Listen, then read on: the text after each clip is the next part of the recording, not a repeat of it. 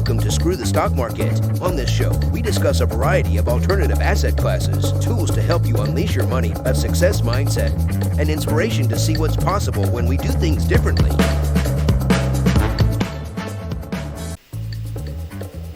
Hi everyone, welcome to Screw the Stock Market. This is the show where we talk about alternative investing in assets outside of the stock market, always with the aim of taking control of our finances and our futures and our lives. And today we had a really awesome guest, Omar Mohamed, and I loved it. It was really awesome. He's an immigrant. He started from nothing and he built his way up through passion and energy and confidence and vision. What do you think, Aziz? Oh, it was great.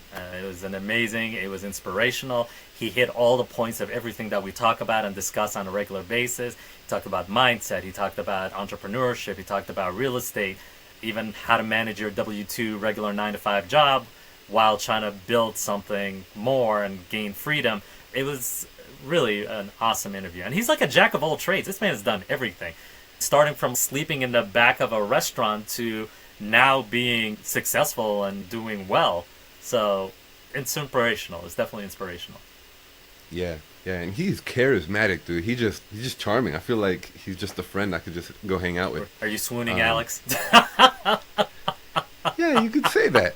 A little bit of a entrepreneur crush on him. But I don't know. He's just exciting, really informative, and I think this episode is maybe a little bit less on like practical information on how you can do this. Well, I think he covered more that. Inspiration. He did. He got into the weeds a little bit, but it's not, hey, this is an episode on how to do creative financing. It's more on inspiration, it's more on mindset, and it's more on vision and energy. And like, how to get your life together. Yeah. And I love how he got into the weeds of his own personal finances and how he, like, when you make that shift to aim for financial freedom, you start with your own personal finances. You got to get control of that first. And it's not necessarily just about saving until a rainy day happens. It's more about reducing those fixed costs so that you can invest more aggressively into your future. And he did that, and he gave us really tangible examples. Hey, I sold my car, got a cheaper car. Hey, it was just awesome. And so, keep in mind too, when he's making all of those cuts, it's not like he just makes cuts and that's it. He leverages those savings into making more money than he was making before. So that transition point is where a lot of people get stuck on whenever they're trying to save money. They save money, but it's not generating them money. He figured out how to make it generate money. So these brief sacrifices were meaningful. But we're not going to give away too much more of it because the episode is great and we definitely want you to listen. So give it a listen. It's great. He's a great storyteller and he goes through his entire life in the span of just a couple of minutes there. So we hope you enjoy and we hope you check out the full episode. Thanks for tuning in. Hi. Before we jump into the episode, I just wanted to take a quick moment to thank you guys for being such avid listeners, and also to give you an opportunity to participate in various investment opportunities with Alex and I. Some of the same deals that we talk about will be offered to you so you can put into action what you've learned. Just go to www.screwthestockmarket.com and hit the Invest With Us button at the top of the page. Hi everyone, welcome to Screw the Stock Market. We have a very special guest with us today. We're really excited, Omar Mohamed. Welcome, Omar. Omar is an immigrant from Egypt who came to the States 10 years ago by himself at the age of 20. He worked low-skilled jobs until he ended up in a corporate job, and then he quickly climbed the corporate ladder. But he quickly realized that there was no freedom with this full-time job, and that was his true objective. He had money, but he didn't have money to invest, so he started looking for creative ways to get into real estate and find his financial freedom. Omar, we're really excited to have you on the show. We got to chat a little bit, but we're going to start from scratch. We're going to pretend that didn't happen. Welcome. Thank you, Alex and Aziz. I'm very excited to be here and chat with you guys and all your audience and what you guys are putting out there. So excited to be here. I'd like to add that Alex has been confused many a time for one of your peoples. Last time we were in Egypt, I think everybody was just coming up to him every 5 seconds, asking him for directions to everywhere. It's funny because even though I'm Honduran, when I go to Honduras, people look at me and they're like, "Oh, that's an Arab," and they think I'm a foreigner, or they think, but in Egypt was the first time in my life I looked like the home. people, and it was a Here you really go. good feeling. It's really nice. Yeah, it's funny. Even here, I got Hispanic a lot too. I know I don't look Hispanic, but if you're culturally like sound like you different cultures, you would know that he looks Middle Eastern more than Hispanic. But for just a regular American, to your average American, okay, you're just probably Hispanic. It would be like, hey, amigo. I was like, no, dude, I'm not an amigo, but that's okay. But it happens often. Very cool, very cool. We're really excited. Always, we love to start off our shows, our interviews, by asking our guests to just tell us a little bit about where they came from and how they got to where they are now. In your case, I think that might be central to the story. Little Omar in Egypt somewhere. Oh, man. And then somehow he ended up here. Tell us about that big decision to Cairo. Yeah, so I believe like I always wanted to come to America. Even since I was younger, I just wanted to travel. I would look at the ocean and I'll be like, there's got to be something bigger across that. It just doesn't end here. So I've always wanted to, but so has everybody else in Egypt or Honduras or Mexico or or Somalia, any third world country or any country in general.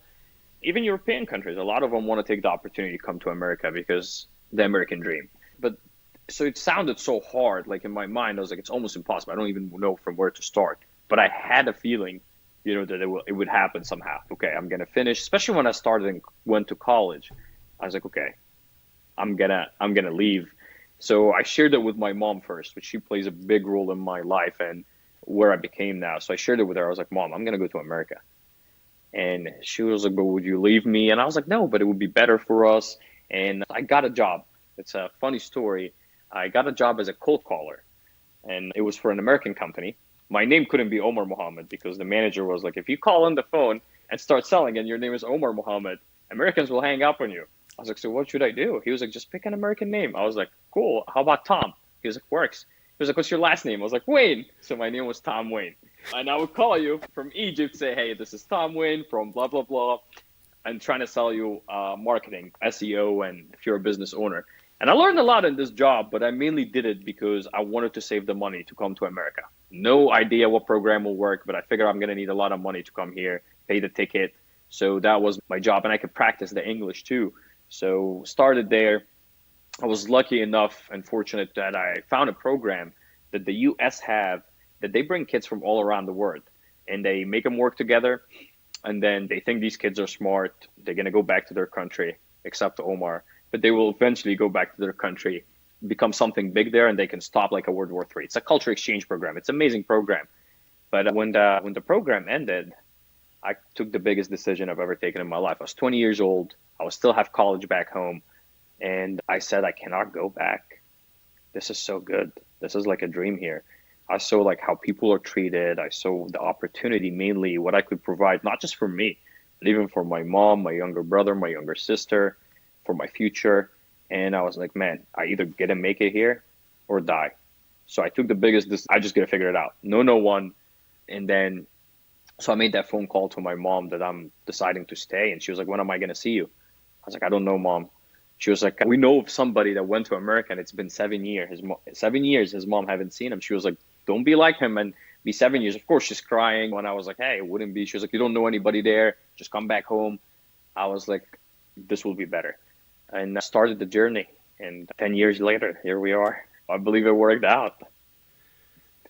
That's huge, man. That's such a big decision. I can only imagine like that. Because our show is all about immigrants. I'm the child of immigrants. Aziz is the child of immigrants. But we're the children of those people who made those big decisions. Yeah. I didn't make First that decision. generation. Yeah, I didn't make that decision. Aziz didn't either. And so we just mad respect for the courage and the vision to be able to do that, man. I'll say the mom saying, you're going to leave me? That resonates because I hear that from my mother almost on a regular basis, and she lives here. If she sees me going anywhere, it's a mom. She's like, you going to leave me? Leave? Was always going to be a mom. She wants her child with her, but it doesn't matter. Even if it's safer for her, it's better for her where you're like there than another where she can reach you. Even if the potential is bigger, her heart speaks more. Like, no, stay here. I could, you can be around me. And so it took a lot of courage. But yeah, Okay, you stayed. Where were you I living at the stayed. time? What did you do? Oh You're just man. like, okay, now I'm in the United States. I don't know anyone. So I reached out to people. I have my best friend. He's from Jamaica originally. He was a bus driver. I'm actually going to see him in Jamaica. His mom passed away this week, and I'm going for the funeral. So 10-year friendship, my very first friend in America, and he was a very supportive. That was my very first friend in America, and he was like, "You should stay." Over the 10 years, he's been there for me for so many times. His name is Floyd. We talked, and he was like, "Omar, you need two things." We were on a bus ride back. I was in New York heading back. I was in Massachusetts, so I was staying in Massachusetts. And Floyd was like, Omar, you need a job and a place to stay.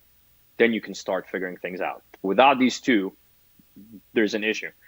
And of course, I didn't have finished my school, so I was like, okay, I'll find jobs. I found some work in Tennessee because, again, you weren't really supposed to work. And I'm sure a lot of immigrants there, if you overstay or whatever, this is not legal. Do not take it as a legal advice. But you got to work sometimes under the table, some low skilled jobs. It happens. So I worked in restaurants. I lived in a restaurant. That was the home. So somebody was like, hey, come down here. You can work here. You can stay here. I'll give you $400 a week. Definitely didn't happen. Barely gave me any money a week. They take advantage of you. Yeah, that's a whole, it was rough. It was not an easy step in. Okay, America's great. Money's growing on the trees. It didn't pay me any money for a month and a half, and I still slept in the restaurant. It was a very small shop, and then you would stay just in, I would go sleep in like where they would put the cans, like tomato sauce and all that stuff. But I was like being patient. So many times it crossed my mind at that moment, and I reflect back on that moment a lot is, okay, what am I really doing? Even though the life was harder in Egypt, but you're still around family, sleeping in your bed. Doesn't matter, right? So I'm really giving all that now for a future that I'm not sure of, but I feel like I can do it. So now reflecting back on it 10 years later with more maturity, I saw the promise, so I was willing to pay the price. And a lot of people sometimes don't see the promise, so they're not willing to pay the price. So it happens all the time. So I saw the promise, okay, if I can become an American and stay in America, I can fly back, I can get a job. And I definitely didn't have any entrepreneur. My whole mind was then, can I just be American? And I tell this to a lot of Americans that are born here. You're taking it for granted. You don't know what I know. People, I was talking to one of the employees one time that he was, I hate this job. He's making maybe $20 an hour, and just very disgruntled employees.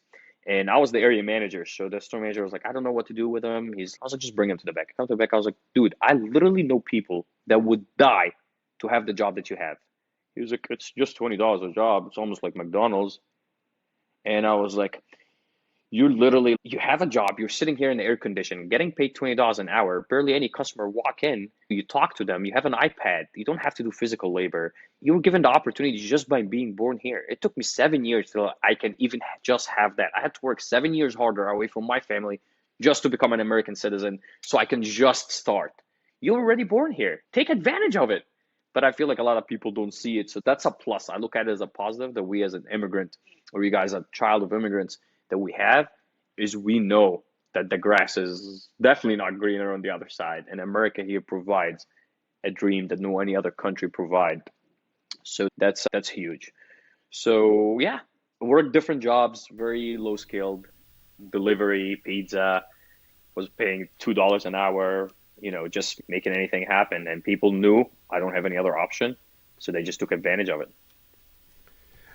I want to emphasize that point that you made about how, as an immigrant, and I've seen this a lot, like how sometimes immigrants are the most patriotic because they understand the value of it. And you really worded it very powerfully. Now, I want to also ask, because I've seen a lot of immigrants who are simultaneously thankful for the opportunity to be here. And I don't know, maybe the word is we're still nostalgic for back home, right? There's a lot of good things about being home, about our countries, Absolutely. our families, our communities. And I know this is a show about business and investing, but we're talking about it. So how do you reconcile those two, right? Of being happy about being here, but still being proud of Egypt, being proud of home. Yeah. And how do you And talk who you about are. those two? right? I'm 30, so I spent 20 years in Egypt and 10 in America. And there's like great things about that. Some people look at it, you have there, as much as there's great things here, there's a lot of bad things in culture here, right? We have in Egypt or the Middle East or somewhere that is way better than in America here, right? As an example, families are way closer in the Middle East or Egypt. Respecting the elder, a lot of, not to get into so many details, but I love that stuff too. A lot of like how to be a man. Not that a lot of guys here are not like that, but they're not raised in a way to, you're a man, you get to go take responsibility for the family. That's intrigued more in you in the Middle Eastern culture. As a guy, you gotta provide, you gotta protect, or it's like it affects your manhood. It affects your ego. So you're like looked at as not a man. We're here, it's a little bit different. So I think it's like you can use it to take the best of the two places and really have a mindset. Now the tough part is you're not really fully Middle Eastern and you're not really fully American. You are, but at the same time, you're somewhere in between. So your mind thinks totally different. And that goes back to the conversation we're having, Alex, is about dating. We were talking about dating, and it comes in because, okay, so as an example, if you go date from back home, you're a completely different person than you were 20 years ago. And when you date from here, you still have some stuff that is in you that is culture-wise that they might not understand in the beginning, but the right one will, right? So it definitely is a very good thing. In the beginning, I was thinking a lot about it, but I feel I was lucky. I was lucky to grow up with, even how hard it is, I was super lucky to grow up where I grew up and how I grew up. I look at it as a blessing because it made me who I am now. It made me think of what I think of and take those decisions. If I didn't grow up there, my decisions and my actions would have probably been totally different than my experience that I had. So it's a great question.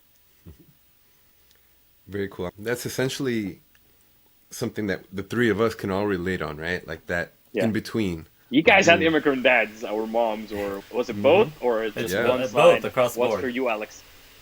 Both of us, both of our parents. Now, I have a question for you guys. Okay. Because now I'm looking at like maybe my future kids. Yeah. And that question is always in my mind. I was like, so how did you guys, like, was it tougher for you? I'm sure your parents had like different culture things they had to do, and maybe they didn't. Like, was it different? Was it harder for you to understand?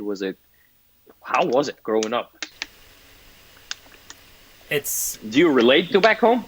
It depends. I think we're in a weird transitional kind of point, at least speaking from my end. So I came here when I was younger, but I was entrenched in the culture. I grew up in the Middle East, like Somali culture, Arab culture, pretty much similar. And coming from that and coming to here, that was a big culture shock. And I don't think I've fully ever adjusted.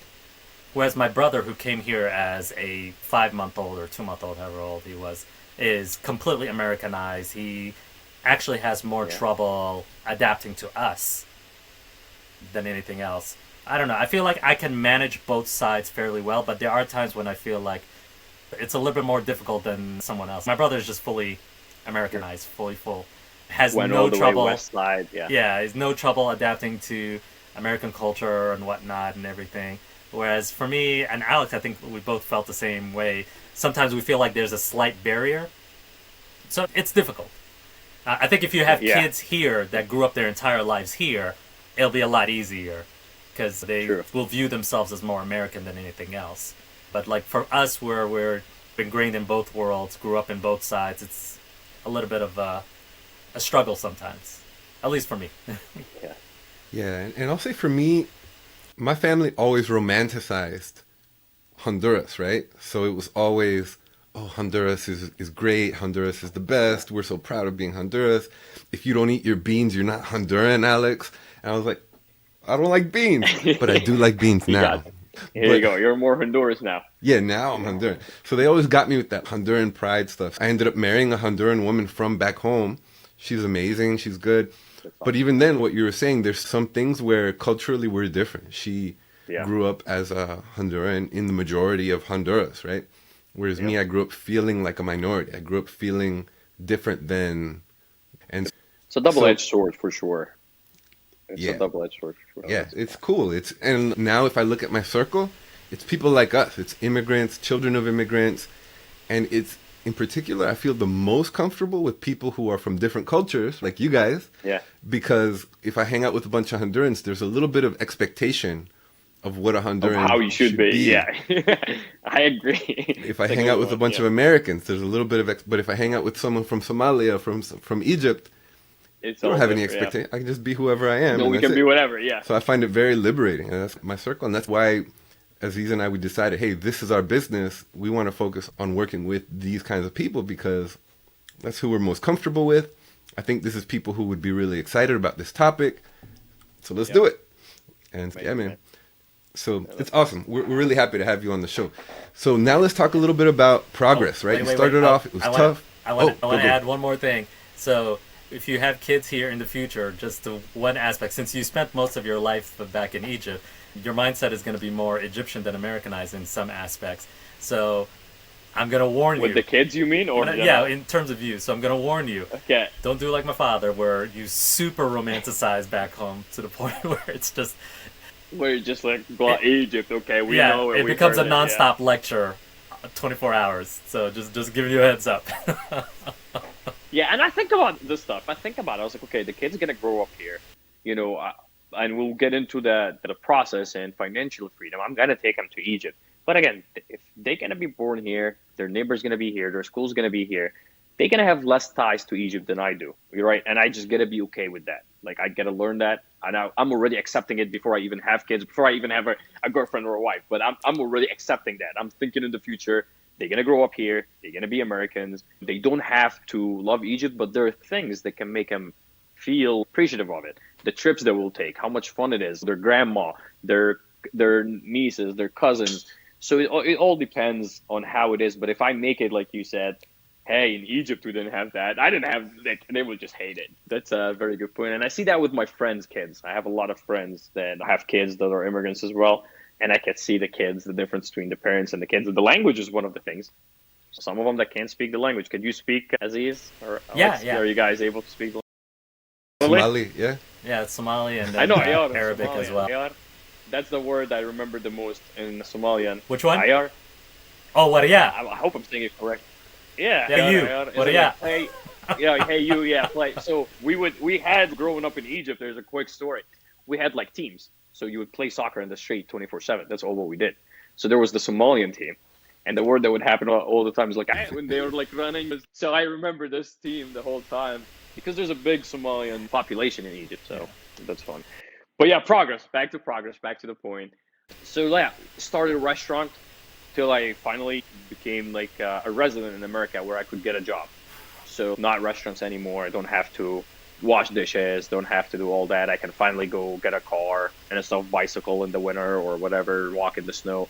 So it was like a great status to get. I can go get a driver license. I can go to the bars and don't have to pull my passport. It looks weird. There's a lot of things that looks weird when you're walking into a club or something and you got a passport. People look. So I was like, it's okay. So it felt very good. So once I got the resident, I went and applied for a corporate job. And I'll tell you what, Alex and Aziz, within a month, I was number one. It was crazy. Like, literally, it was sales. I'll tell you what, my English was broken. I barely had knowledge about the products we were selling. But dude, I was like, you're putting me in a store here, air conditioned, and how much money I can make. And they were paying me less in the beginning. I don't know why. It's up to them. But I was not making as much money as everybody else was. They were like, you lack experience, whatever. I was like, sure. But I didn't care. They were like, here's your commission you could make. And man, I remember looking at commission checks coming in at $5,000 and $6,000. And I would just cry. Literally cried. I was like, this is the most money I've ever had in my whole life. I was translating it back to how much in Egyptian money that is. And I called my mom. I was like, we're rich. Done. I was like, we made it. And she was like, you were just getting started. So I crushed sales. And again, I'm looking at the promise. And I was so hungry. I was like, how can I move up? I don't want to be a sales rep anymore. My manager were like, you're going to go places, man. Like, I could see you not just having my job, having my boss's job. And I was like, oh, I would love that. An area manager? How many locations they run? For like maybe 20 locations? It's like, how much money they make? Like, I want to get there in a few years. And he's nobody ever do it in a few years. You need like 10 years. So I did it in 4 years. So I went to a sales rep the first year, was number one in the whole company. They even got me a trip to the Bahamas, but my passport wasn't updated, so I couldn't go.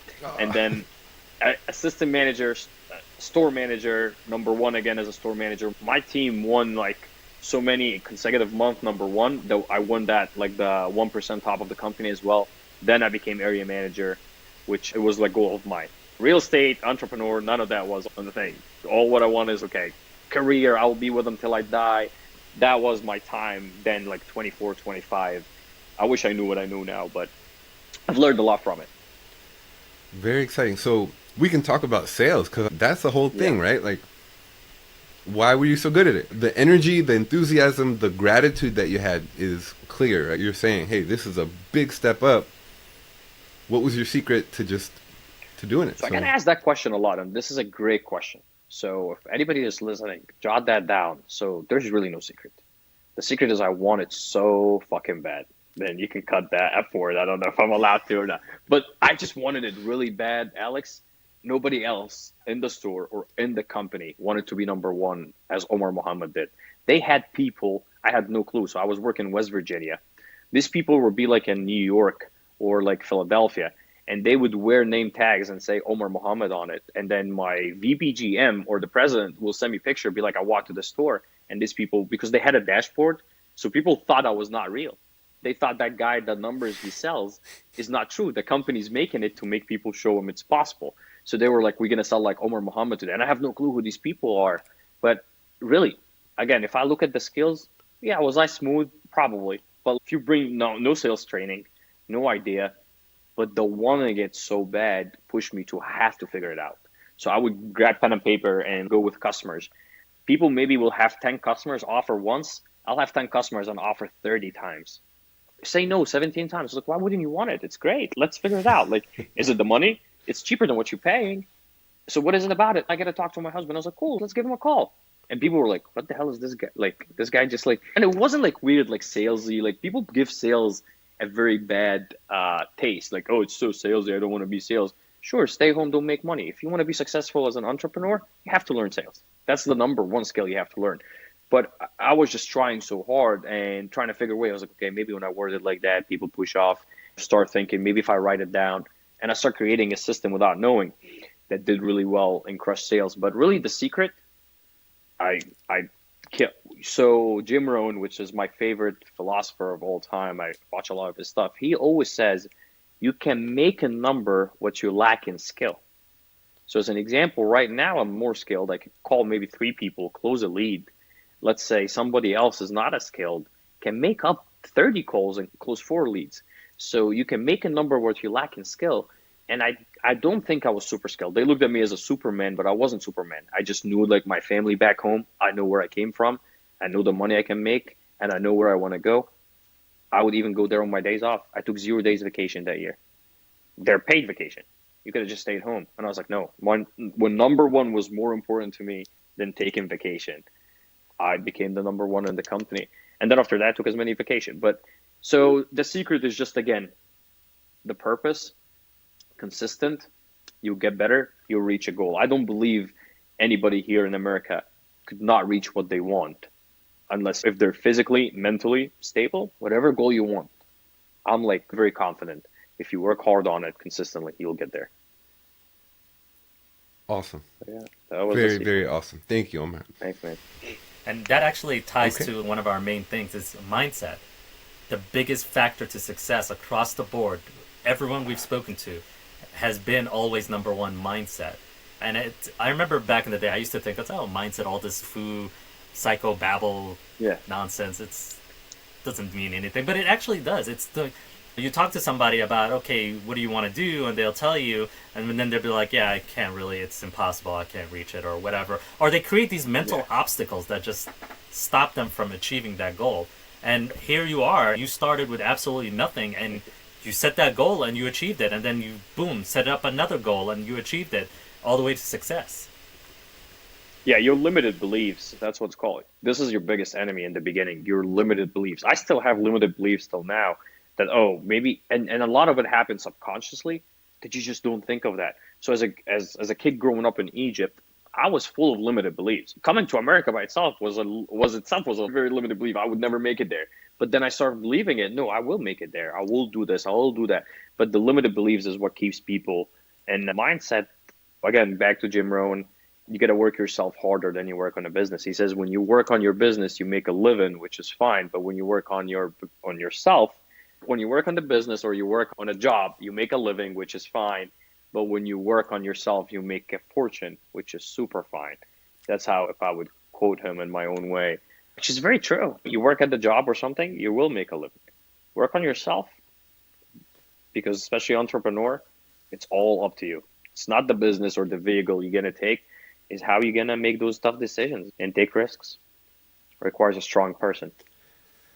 I really like that. You mentioned at the beginning with your vision of coming to the United States, something that might have seemed impossible, you had this vision and you did it. And then now you're talking about wanting it really badly. And I really appreciate the mindset.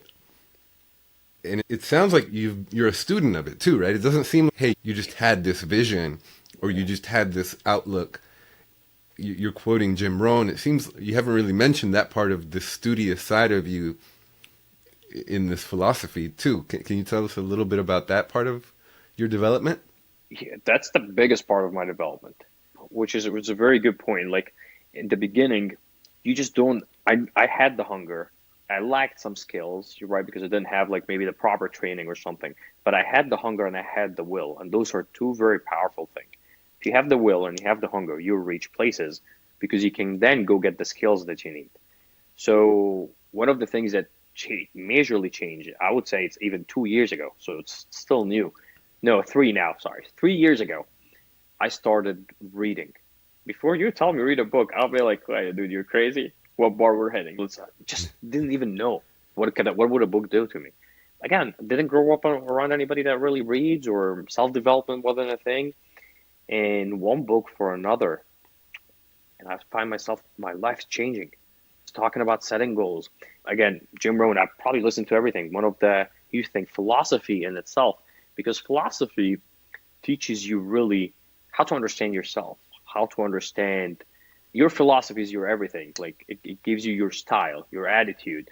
So once I start working on that, you're like, okay, there's few things you could do. Your mind changes. I call it like, it gives you mental orgasm. My friends always laugh. I call it like, you can read a book or listen to a podcast and you would have a mental, like it just clicks. So there's quite a few people out there, man. They're doing an amazing job. And I've learned a lot. I know I mentioned Jim Rohn. There's Tom Bailu with Impact Theory. I listen to that a lot. There is the Mindset Mentor. There's so many people. There's the Ed Milet Show. I'll tell you the ones that I remember. There's The Game by Alex. There's so many people that talk about business, but there's a lot of ones that talk about your own. There's the Daily Stoic is another like big one too. I love Stoicism. It's just this part of it. It teaches you how you deal with things. Okay, I'm struggling with this. I'm scared to take risk. I'm scared to leave my full-time job. It's stuff that's not everybody's doing. So the answers to your question is to daily exercise, reading, and that mental. But when I stop, I'll tell you what, I feel like I went back a lot of time. You just have to keep reading. There's no stop. Now, I was wondering, I was like, these people don't get bored. The problem is not like about them getting bored, is when you let go, that information is, you want to know what else is there. You'll never know it all. There's books about everything. There's books about, okay, you suck at dating, go get a book. You suck at saving money, go get a book. Go watch people on YouTube. And it's for free. All what you had to do. I've made so much money, more than I ever made, from YouTube and reading books. There's one deal that I made $60,000 off from literally watching YouTube. Watching YouTube. Can you tell us that story? That sounds awesome. Yeah, real estate. Can you tell me how you made that? But the information is out there. There's so many different ways that you can make money. You're not, but people looking for this quick. Okay, he said give me that video. Let me go make 60. But that's the fruit. The root is you spend all that time working. You're trying different things. You sow different opportunity. When you become more, you attract more. So you become more person. You start, learning more. You're reading more. Your skills starts becoming better. You know how to communicate, how to negotiate. All of a sudden, you'll start seeing different opportunities. And that will play a big role. But it's just a deal. I understood how to find a good real estate deal, which we'll jump into real estate hopefully here at one point. I found a deal. I was gonna say we haven't even touched on the real estate side of it. No. Last we left, you were still doing sales. Yeah. Let's do the progression from sales move to real forward a estate. little bit. What happened? Sales, or I grew with the company. I just left them actually June 1st, so I'm now a full-time entrepreneur, which is something like really good if you're like want to leave your job. I don't recommend people leave their jobs right away. I did 3 years doing both. Again, not everybody could do that, but you can build your fortune. You can work full-time on your job and part-time on your fortune till your fortune is paying you more than your job. Then you could quit. That's how I looked at it. But I realized, as Alex was saying early in the introduction, that I came to America for freedom. That's the biggest part I came here to, right? I came here to be free. And once I got my citizenship, I thought that would be okay, freedom. But I went back home for the first time, and then my job were like, okay, you have 3 weeks. I was like, I've been away from my family for 7 years. It took me 7 years before I ever was able to go back. So to go back to the story, when I told my mom I'll come back, it literally took us 7 years. So I haven't seen any of my family in 7 years, none of my friends. I need to go home. The day I got the passport, I was booking the ticket. I waited for the UPS guy from the window. I just saw the truck. I took off running. I was like, hey, you have a package for me? He was like, yeah, right there. I opened it. He was like, what is it, dude? I was like, it's my passport, man. I'm going to go back home. Dude, I took it, went back. The bags were ready. Just flew back home. 7 years. I couldn't wait. I'm not answering any. My friend came pick me up. He was, let's go. And it was amazing. So it's just a long time. But then on the way back on that trip, something just hit me. So we're like, I'm not really free, right? Like I did do all this 7 years, but I have a job now. And if I don't go, if I want to stay longer, which I wanted to, I can't. Where's the money going to come from? I will lose the job. I can't afford it. And I was helping my family back home. I still do this, something a lot of us immigrants take pride in. So I was like, I can't just leave it. So on the way back, I was like, this can't be it. I worked so hard to get there with this job, but there has to be a way. And I started reading more. Start with penny stocks. That what came in front of me first. Definitely figured out that was not going to work out, so never did anything with it. And then wholesaling real estate was the first step. A friend was like, hey, why don't you become a wholesaler? I was like, what is that? He was just find boarded up houses and call me. And I was like, okay. So I go home, start searching it. And there's a guy on YouTube named Jerry Norton. Man, I just sat down, lots of pizzas. I'm talking about lots of pizza every day from 6 after my full-time job till 12, 6 hours. Pizza, I'm not even making any food. I gained maybe 20 pounds at that time. Just eating. So don't do that if you're listening. Take care of your health. That's one of the mistakes I did. I went too crazy on education. But 2 weeks or 3 weeks, just consuming information, writing down. Week 4, I start cold calling. And that was my into real estate to understand. Okay, so I love the power of your story of the realization that you're not free. And then you realized, okay, I got to look for something else. You kept your job, you knew that you still needed that, and you started exploring opportunities. And then you started wholesaling. And were you making money? Were you able to? No. Okay. No, so in the beginning, I didn't make money till 3 months. I think I made my first deal wholesaling after 3 months. Again, I didn't really buy a course. I had a very nice, my dream car, a Dodge Charger. And then I was like, okay, I'm start reading more. Now I started really going on self-development and reading all that. So I sold the car when I bought a used one. So now the car payment went out. I was like, okay, if I can deduct the expenses, I really don't need much. I mean, you can be financially free if you only want $100 a month. You can live off. You're financially free. But I was like, no, but I don't want that to be my lifestyle. I want like hundreds of thousands of dollars or millions, a month. Why not? There's some people doing it. I could figure it out too. So I sold the car. I was like, let's get rid of this car. I don't want the car payment. That's almost $600 with insurance that I could save. Took that money. I put it right back into the wholesaling. I was like, okay, I need to call more people. So I hired a VA. And then I was managing her while I was at the job. After a couple months, we got a lead. I made $2,000. And I was like, oh, that's great. It's not bad, but it's great. I made money from nothing. And then I decided, I was like, okay, wholesaling is good. I've learned a lot. But I want to own these properties. I'm going to have to do it again. If I want to keep making money, it's a job. So I have to it's not investing. And I don't even know what investing meant at that time. But I knew I need to own something that keeps paying me while I'm not there, which now I can translate after more education. I need to own assets. I need to have wealth. I need to have passive income.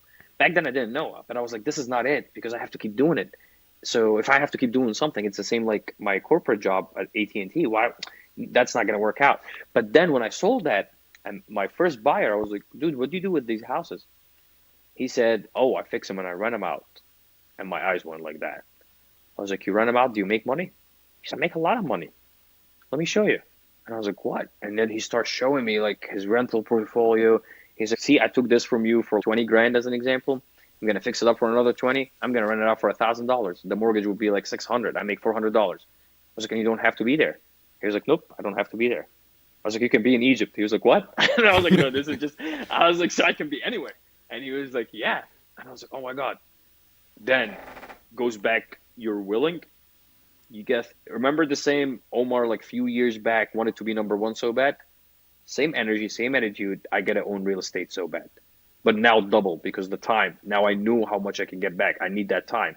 So I go crazy focus back on the laptop, YouTube, creative finance, how to buy rentals, no money. I had $10,000 in credit card debt. Credit score was like, even though I was making a lot of money, I was living the American dream. Nice car, let's go out, travel, fancy clothes. I just don't know any better. So I started learning, save the money. I was like, okay, first thing I got to cut is the expenses that I don't need. Rent, can I get rid of that? Car, I already got rid of it. What else stuff that I don't need? Okay, I can get rid of that. Okay, I'm saving this money. This money is going to go back in my education and acquiring real estate, right? And then I bought this one I'm living in, was my very first house. I bought it in a 2 or 3K loan. You guys familiar with what a 2 or 3K loan is? For the audience that are not, is an FHA loan where they give you the money to buy it and the money to fix a house. So the best way to do that, and shout out to Matt Picaro, one of my good friends. His name is the 203K Way on Instagram. He explains a lot of it. So the best way to do a 203K is to find like a multi-unit where you renovate, right? You buy cheap, it needs work. The bank is going to give you the money to buy it and fix it anyway. You renovate it. Now when it's fixed, it's worth a lot more than you have equity than what you spend on it. That's the first benefit. You have equity. Second, your tenant, I just had to put my voice away. They're paying my mortgage. I'm not paying anything to live here, right? I'm living here for free. And on top of that, they're paying the mortgage and I'm cash flowing. After they pay the mortgage, after they give me the money and I pay the mortgage, I'm still ending up with some money in my pocket. Dude, it doesn't get better than that for your first deal or somebody else. So, but again, this is the information I wouldn't know if I didn't read. If I didn't get there, I would probably be still renting, spending like $1,200, $1,300 because I don't know. The most expensive thing in life besides taxes is not knowing. Like taxes first, then you don't know, you pay a lot. So now I saved more money. I have another $1,000 in my pocket. Great, put it back into my learning. Maybe we'll pause here if there's any questions and then I can keep going. I get passionate about these things. I won't stop. No, it's great. House hacking is definitely one of the house hacking. Yeah, the first strategies that a lot of people discover. I know a bunch of people, that's how they got started, and then from there they just kept on rolling. Yeah, and for the FHA, you only need 3.5% down. And to be honest with you, I didn't have the 3.5% down. I borrowed it from a friend. I said, dude, give me the 3.5% down, and I'll give it to you back. And he said, what are you gonna do? I was like, just give me. He gave me a year. He was a good friend. He was like, here's a year. And I was like, okay, I need to pay some of my credit cards off, so I have grades up my credit score. Did all that. You figure a way. I couldn't wait. I need to get it done like now. I need financial like free now. Of course, it doesn't happen overnight. I had to realize that. But I need to be taking steps that's going to take me there. So got that one. And before I close actually on that one, my wholesaling business was still, I was like, let's just keep acquiring properties. Why not? I'm spending that money. The VA is calling. She's bringing me leads. Because when you're first starting, and this is a very good point, you have two big assets. You have your capital, which is probably low if you were like in my shoes, or none. Oh, and your time. Those are your two more important tools and assets when you're starting, time and capital. And if they're both low, you have to leverage other people. So I figured, okay, $200, I hired a VA in the Philippines. She's making 4-hour cold calling for me. $200 a month. You can afford that. You probably spend them on Starbucks or wherever. So I was leveraging that time. So I got more deals. And one of the deals, I was like, okay, I really like that one. And people were offering me $8K wholesaling fee to just sell it. So I could make $8K right away. And $8K looked super sexy. To be honest with you, I've never seen $8K. When you don't have any, $8K is just like a huge number. $8,000? Oh my God. Like from nothing. But I was like, no, because my goal was not to make money. My goal is to make money while I'm not here, so I could travel or do whatever, or could be free. So I didn't take the 8K. I kept this property. I found a hard money lender. So I start asking around, start learning. There's a great book by Brandon Turner of the Bigger Pockets. I don't think he does that anymore. It's called Investing with No to Low Money Down.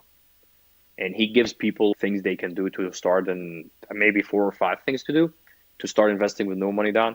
Tell you what, Alex, I've done every single one of them, and they all worked. And what I had to do is he just has to say that he done it and it worked, or I don't think if he even done them all, but he was just giving people what they could do with no to low money down. I was like, okay, let's try it out. So hard money lender, got another deal. Even before I started renovating that one, I was like, okay, I borrowed the money because the deal is so good. And that's what I love about real estate. If you learn how to find good deals, you will never be broke again, ever. If you can make so much money by learning and getting good deals, even if you're broke, you have bad credit, whatever it is, even if you live like where like even overseas, I don't care where you live, but if you learn how to find really good deals in America, you can wholesale them, you can flip them, you can rent them, you can partner with people. If your credit is bad, go get somebody else, wholesale till you pay off your credit. Do creative finance, which we'll get into. Seller finance. I went and got houses where nobody checked my credit or my background check.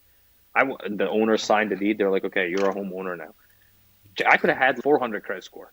It's all about negotiating and finding out a deal. Once you get really good at that, the sky is up from there.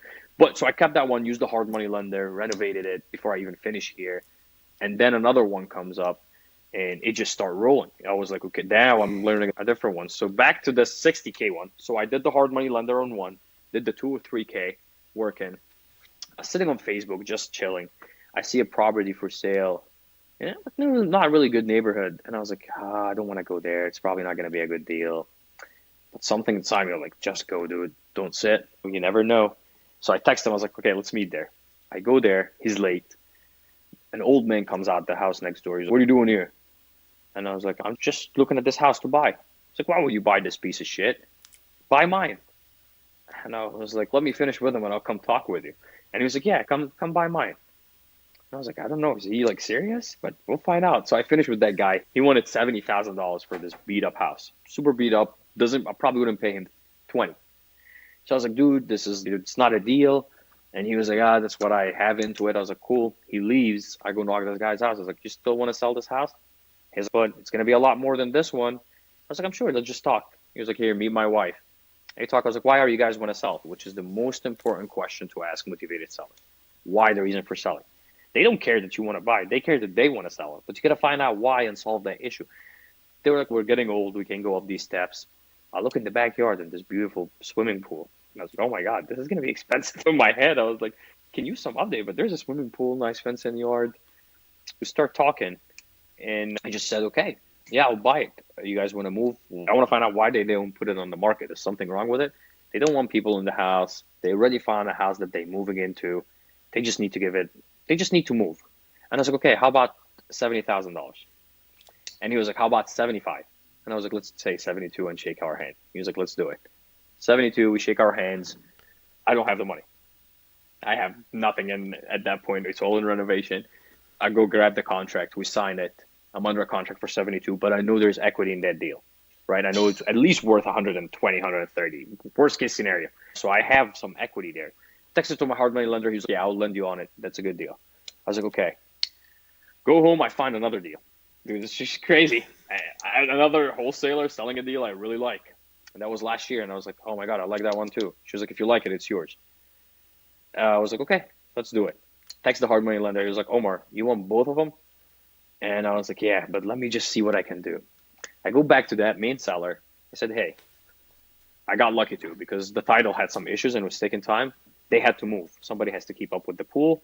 Somebody has to keep up with the landscaping, the house. I was like, listen, here's what we're going to do. We're going to go in. We're going to do seller finance. Going to sign the deal. I'm going to pay you guys $500 a month for the next 6 months. And after the 6 months, I'll pay you the rest. She was very cool with it. The wife was great. Okay, Omar, we trust you. He was like, I don't know. I don't want that house back after 6 months. And I was like, how about $2,000 right now, down payment? And he was like, great. Took the house, Airbnb right away. Second month, it was on Airbnb. The pool, you got the fence. So I just go with Facebook Marketplace. I think $1,500 I spend. And I was using my payment from my corporate job to do all that stuff. Got the pool in, got everything ready, rented out Airbnb. First month, 4K Airbnb revenue. And I was like, oh my God, this is crazy. Never had Airbnb. Everybody told me not to put an Airbnb in this area. There's no Airbnbs. I was like, I have nothing to lose. Let's try it. Plus, I was like, this is a nice swimming pool. Maybe I can come use it sometime when it's vacant. That was my whole main deep intention. So I put it Airbnb, makes money. I paid the guy 6 months. I go get it reappraised. It appraises for 150K. So the bank gives me, I owed the guy 65, give him his 65 back. Then I think I paid 5K at that time. And I walked away with 40K from that deal. And I put just the $2,000 down on that one. So it's crazy. So again, people say, okay, that's a unicorn. I don't believe it is. I believe if you pull a list for 10,000 people out there, you might get 2 or 3 or 5 like that. But all what you need is one deal to start. That was great. The other one, I ended up doing a hard money lender on it. Finished through, got appraised. Burr, I was doing the Burr status, like if you guys are familiar. So how many units are you at now? So I think I'm that's at 6. 3 that you shared right that now. was Right? 3. Yeah, no 4. So That was that 4. was so when we talked about 4, the 2 or 3K, we talked about the other one, which I used the hard money. Then last year I bought 2. We're missing 1. There was 1 we're missing. So before these 2, we're cold calling. The customer reached out to us too. It's another seller finance deal. She want to sell the house. I'll be quick on that one. She want to sell the house, but she doesn't want to move the tenant. The tenant was a friend in the military. He's paying $500 a month, which is very low. And she just doesn't want to sell. She's not in a rush to sell. She lives in Hawaii, married in Hawaii. The house is here in Pittsburgh. And she just doesn't want the issue. The roof needs replaced on the garage. It didn't pass the occupancy inspection because the receptacles need update. So I told her I'll buy it for 70K, which 70 is my lucky number. I'll tell you, I get good deals for 70K. If I know the deal is 70, we're making money. So I said I'll buy it for 70. She said, okay, but I don't have the 70. So I reached back to her and I said, hey, her name is Jennifer. We're like cool friends now. So that was October 2021, October 2021. So we're talking, and I was like, Jennifer, November, actually, I closed on my birthday. So I was like, Jennifer, here, what am I going to do? I'm going to give you, the tenant is paying you $500. You owe the house free and clear. You're making about $300 a month putting taxes and insurance aside, right? She was like, yeah. I was like, no, that's exactly. You send me the taxes, I'll get you the number. So she was making $300 a month. I was like, here's what am I going to do? I'm going to pay you $300 a month from here till the next 7 years. And I'll pay the taxes, I'll pay the insurance, I'll take care of the property, I'll take care of the tenant, I will keep him for a year. If he wants to stay, I'm going to increase the rent after a year. For a year, he can pay $500. How does that sound? Sounds like a scam, Omar. That was her answer. She was like, sounds like a scam. I was like, I promise you, it's not a scam. Let me put it up, and I recorded a video for her, send it to her exactly how it works, explain the contract like I'm a professional contract guy, explained every single piece of it, and some stuff I wouldn't know because I reach out to my attorney, which is a good friend of mine now, to help me draft all this.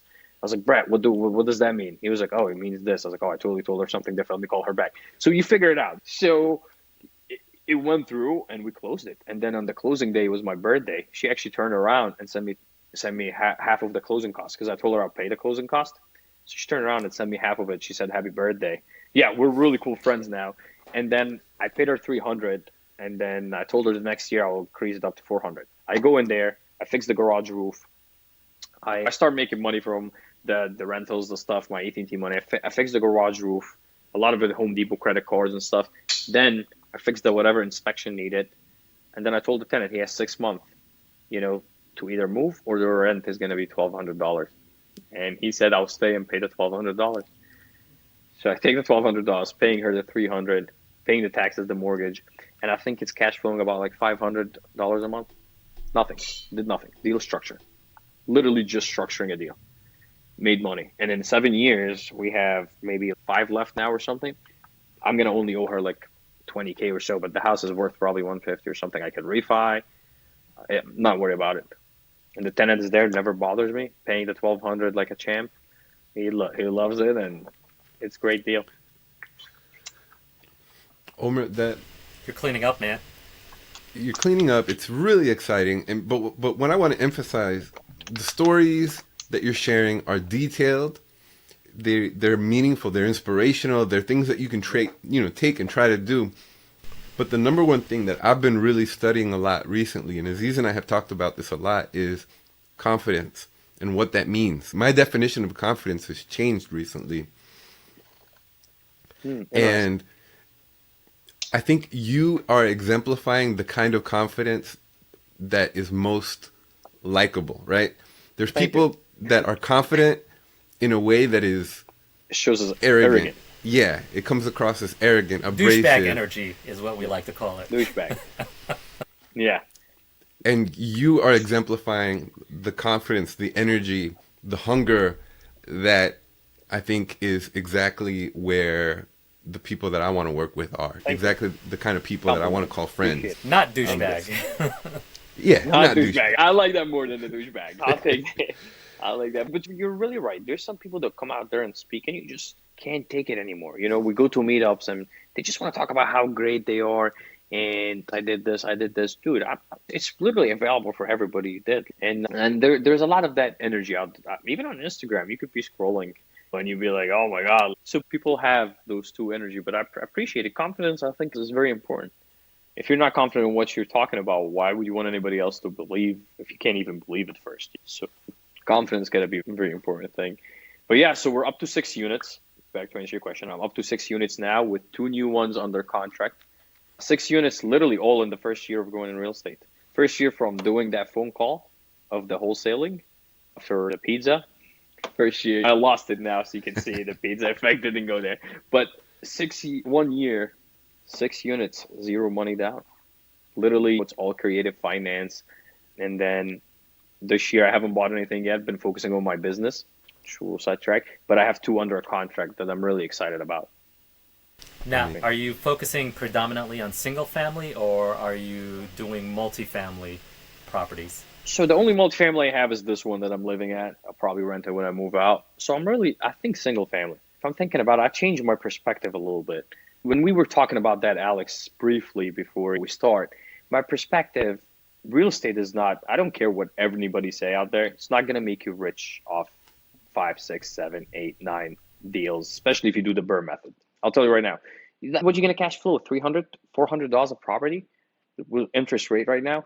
How much money? Unless you live on $2,000 or $1,000 a month, and which is below poor, you can't really get super financial free quickly on real estate, right? So unless you have so much capital to invest, but most people don't. So the idea is, I didn't know anything different, but it's great. You can build wealth, but again, you're gonna make so much, and then if you have one capital expenditure that comes in, it will eat your cash flow up real quick. So you might even end up not making money. But on the long term, real estate does not get rich quick. It gets rich for sure. Okay, it's more of a long-term goal and for investing. Now, if you're flipping or you're wholesaling, it's more of an you can make more money that way than just for the short period of time. But again, my goal is to invest for passive income. So I was like, okay, can I have 20, 30 that each one makes me 400? I could take that money, live anywhere, and be free. The answer is yes, but it takes time to get there, especially if you start with no capital. So I changed. I was like, I need a business. Because again, I couldn't leave the job. I'm back here, I'm 6 units, but I need to keep my responsibilities I have. I need to keep my lifestyle. Not really big lifestyle, but I just need to eat, not put gas in my car. You need that pizza money. I need that pizza, man. I spend a lot on Fox's Pizza, made a lot of money for me. Buffalo chicken, Fox Pizza was my go-to. But yeah, so I was like, I need to get in business. I need to be in business more. Real estate is a business, and investing is great. But that entrepreneur start, again, all that I'm still reading. I'm still listening to all these people that made a lot of money. So I started more of like online platform of teaching people of like how to do creative finance, and it did amazing. It did really well. And beside that, I had the people that were fixing the houses. I'm really good at building relationships. These guys were just hanging, and my friends were like, man, I love how you did that kitchen. I love how you did that. Can you share the guys with you? But here, think about that. Remember when I said the more you become, the more you attract opportunities? My mind would have never thought of that if I didn't spend time on thinking. was like, how about I do it for you? I know how much it cost me. Let's say it's going to cost me 4K. When I said, man, it will cost you 5K. And he says, perfect. And I was like, you don't have to worry about nothing. Just give me the keys. I'll give it to you when it's ready. And my friend was great. Then he was like, hey, my buddy wants to do some work too. Would you do it? And it start one job, second job, third job. Got my license to be a general contractor. And it was one of the best things I did. Never thought I would be a contractor. I didn't even know when I bought this house where the contractor walked and said, we have issues with the soffit and fascia. And I kept looking in the bathroom. I was like, what are you talking about? He said, no, that's on your roof. But no clue, zero skill. I don't understand how these homes are built, nothing. But because I was watching the guys so close, working on the house, building the relationship, understand how much everything worked. After a month, like people that I'm going watching on meetups and seminars, they're using me to come renovate their houses. They're calling me, asking me questions in just a very short amount of time. And I was like, what happened? I didn't do it on purpose. I don't want to learn it. I never thought I was going to be a general contractor. Really, it's just an opportunity that came. I look here in this market, 99.9% of the contractors, and that might be low, but what is the word? Like when you exaggerating. I might be exaggerating a little bit, but a lot of contractors, businesses fail because first, it's a very tough business. There's a lot of shitty contractors, a lot of shitty homeowners. You're dealing with the worst, like stuff that you don't know. So people will go overcharge, people will steal money. Go on any Facebook or just Google, see how many contractors ripped people off. So I was like, I can use what I've learned, my sales skills, my really good customer service that I learned from my job, good communication, and I can provide something in Pittsburgh that I know no other contractor will. Plus, I'm already an investor. They want to flip a house, I've done them. I can help them with that. They want to buy rentals, I can tell them, hey, don't put brand new appliances because they're going to get ruined. Go to this guy, he have used appliances, half the price. And people are like, oh my God, I love you so much. You just saved me $2,000. And I was like, yeah, great. I made them on the back end, but that's great. But it just, you get to see the opportunity. So I took that opportunity, started that construction company last year, and it wasn't easy. People left. They were like, I can go do what you do. I was like, sure. There was a lot of hiccups during the way. It wasn't all dandy. There's so many failures we can talk about if we had some time. But the construction company is doing well now, and I'm making money in construction, changed my model to make money in construction, use that money, buy real estate with it, and I'm not refinancing. Then I can cash flow. There's no reason to have 20 units, as me and you can saying, Alex, making $1,000 where I can have one unit make the same amount of money was half the work. So I'm not using the Burr method anymore. I'm just going to make a lot of money as I can in business, take that capital, buy real estate, and just keep doing that. And that's my method that I'm going after right now, my goal. It's funny. Alex and I actually were in the middle of negotiations and purchasing a construction company. So it really jives well. Dude, you guys have my number. Let me know. I can give you some stuff. Construction company is good. Yeah, we might actually take you up on that. Yeah, it's not. I have some good systems that you guys can just plug in and play. And Virginia is not too far. I don't know if we were able to say where you guys live on the podcast, but no, you guys are not too the far. DMV, Virginia's big. DC area. DC area, yeah. So absolutely. It's only 3 hours, so we can meet up and I can help you guys with some stuff. I'd love to. Yeah, definitely. Awesome, man. Omar, thank you so much, man. This has been really exciting. Really, we resonate. We really connect with you, man. And I just want to ask if you have any last message or call to action for our audience. Sorry, I just got Invisalign, so I don't know how to talk anymore. But yeah, if you have any last message you'd like to share with our audience, we'd love for you to connect with them and invite them to connect with you. Yeah, absolutely. So if they want to learn more about what I do or follow or any information that I share, if they even have any questions, I answer all my DMs and all my people that reach out. I love the questions. So even if you want to start, you're struggling with something, you have a question, feel free to follow me. I have all my social media under mr.propertyo, which is Mr. Property O. I'm sure we can share it somewhere in the podcast or the comments or something like that. So feel free to reach out, follow. And if you have any question, reach out. And I'm happy to be here. And it was a great interview. And hopefully we can do it again. Maybe I can invite you guys to mine when I started. Yeah. Definitely. We hit so many different topics. I think we would definitely love to get more details on some of those. So maybe we will do another interview or so on some of those topics. It would be great. Yeah, jack of all trades. Absolutely. Okay, Omar, thank you so much, Thank you. really. Thank you, guys. It was great.